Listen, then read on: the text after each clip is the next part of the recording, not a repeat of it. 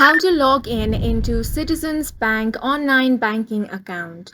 Hi guys, welcome to our channel. Let's begin. In this video, I will guide you on how you can log in into your Citizens Bank online banking account.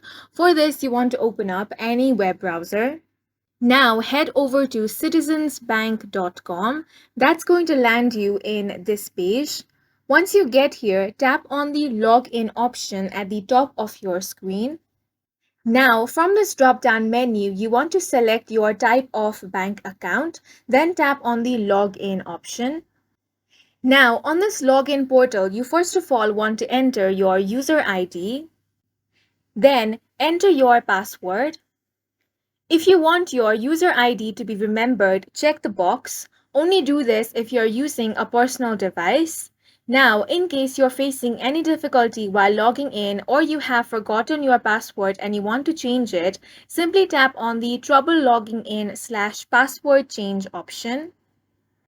Then follow the on-screen prompts in order to reset your password. Once you have entered all the details, tap on the Login option.